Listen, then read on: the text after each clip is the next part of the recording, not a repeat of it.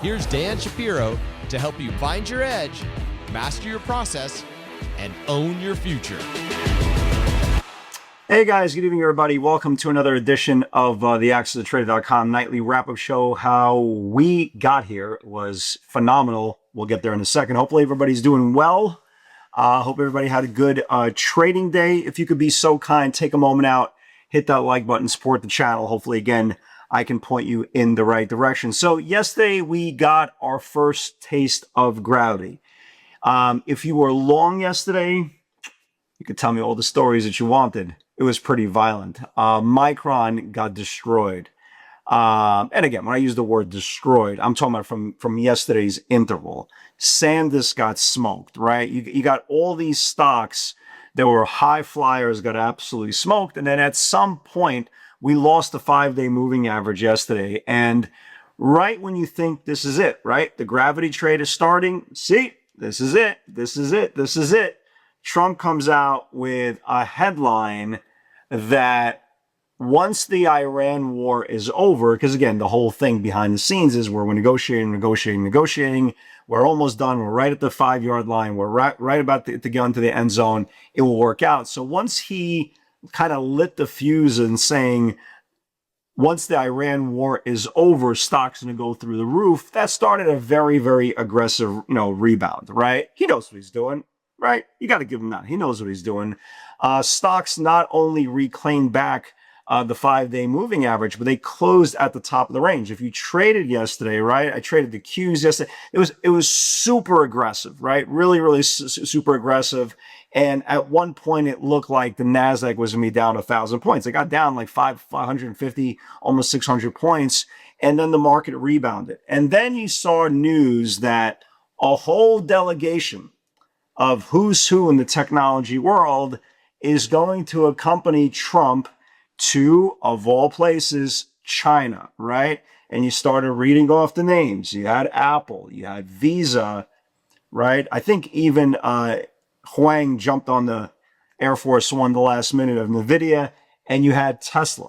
So then all of a sudden you went from, oh my God, here comes gravity, to, oh my God, something is brewing. Again, when you are taking a delegation of the who's in the Fortune 500, right, the richest human beings on the planet, you're expecting some sort of deal to get done at some point, right? Whether it's NVIDIA is selling chips for no regulation, no barriers into China, or something with Elon Musk, maybe, being the sole provider of EV vehicles in China, right? Again, we're just speculating, right?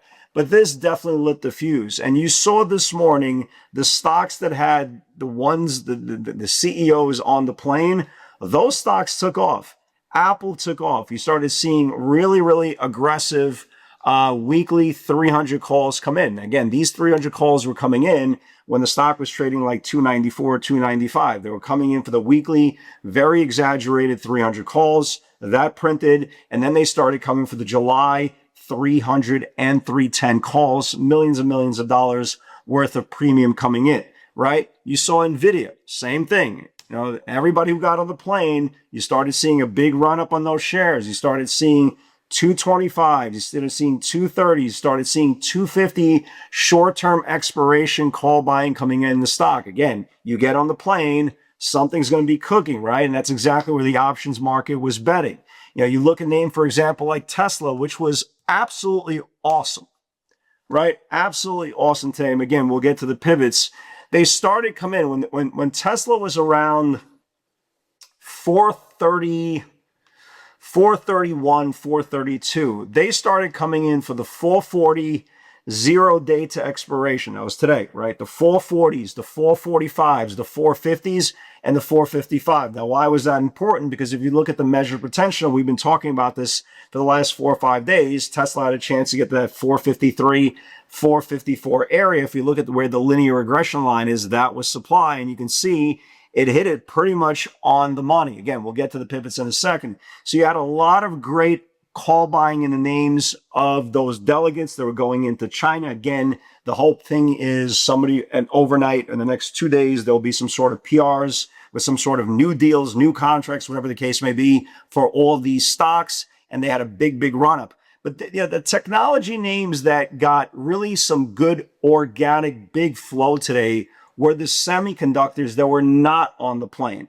Qualcomm, guys, we've got to watch Qualcomm in the next couple of days. So Qualcomm has been on this incredible magic carpet ride, right? Really, really big ride.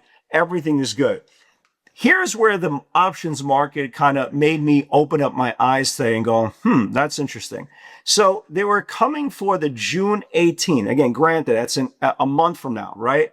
But they were coming for the June 18, 260 and 270 calls, super duper aggressive. Now, why is that a big deal? Well, there's no catalyst, right? There's at least not that we know, right? There's no catalyst in the name. There's nothing about these bets that are just, make you turn around and say, well, is there something that somebody knows about? And that's the whole point. In this type of environment, they're betting so aggressively that people are just jumping in on those bets as well and not asking any questions. One of those markets that shoot first, ask questions later. So we want to keep an eye on Qualcomm. I'd like to see it take out a day or two of range, but the June 18 expiration, 260 and 270s, very, very aggressively. Marvel, right? Marvel had a big move today. It wasn't on the Twitter feed. Before you guys recorded in the webinar, I was just a little too fast to put in the Twitter feed. It took out the top of the range here, and the only reason why it stopped here was this upper Bollinger Band. Again, buyers were coming in. Again, maybe, is there something going on? If you could put it in the comments, if you know, maybe I don't. They were also, I just realized, they're also coming in for the 618, the same expiration as Qualcomm, for the $200 call. So again, something is going on. We'll see with these technology stocks, especially these semiconductor stocks. But so far, we do know there were very, very aggressive call buyers coming in, not only for Qualcomm, not only for Apple, for Marvel as well, right? Here's the keynotes, right? Here's the keynotes going into tomorrow's session. Obviously, we had a big move down yesterday. A lot of these stocks rebounded, and we are back to the highs, right? That's the good news. That's really the good news. And now the question is, can we find the value, stocks that got hit yesterday, right? Stocks that got hit yesterday that can reclaim intermediate channels. What I mean by intermediate channel is either the 5 or 10-day moving average and start pushing to recent highs, okay? I will share those symbols with you, okay? So look at Google. Google, they were coming for today 405s, 410 short term. This is now the highest close of the whole formation. Stock had a big run, 3-day consolidation. This is now the highest close. Let's keep an eye on Google above today's channels for tomorrow. That looks really, really good. Look at Amazon, right? Same thing. Not exactly the same chart, but it had the big move up, came in, held. Now it closed right on the 5 and 10-day cross.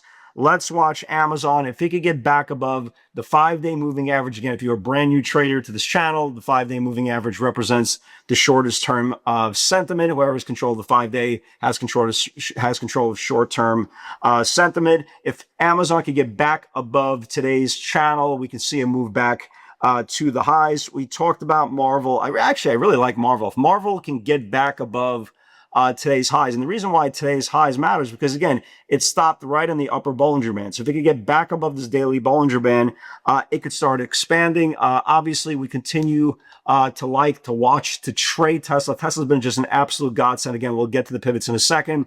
Only reason Tesla stopped today was this linear regression line. If it could get back above this linear regression line, we actually saw some pretty aggressive bets. We saw some June $500 bets coming in on Tesla. So they are betting deep out of the monies with a very short-term expiration. So we definitely want to keep an eye on that as well. Let's talk about today's pivots. Okay, so there wasn't a lot of pivots, but the ones that went really went, right? Eli Lilly. I even traded Eli Lilly today, right? Don't ask me why, but I did.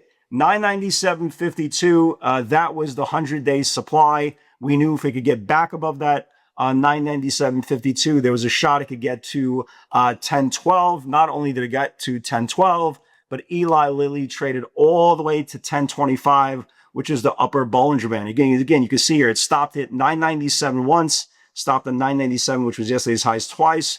That was the 100-day supply. It got it back above it and traded all the way up to 1025. Really, a pretty nice trade. I just wish there was more liquidity. Guys, keep an eye on a lifetime. I'm I'm drawing a blank. It's my gym and I'm drawing a blank. Lifetime Athletic, right? Watch Lifetime Athletic. I really like this chart. It's a little thin for me, but I'm just passing it along. Guys, look at this chart, right? This is a gorgeous chart. Keep an eye on this thing in the next couple of days. This is just consolidating a really, really big move. So it didn't trigger yet, but keep an eye on this thing for potential for the next couple of days.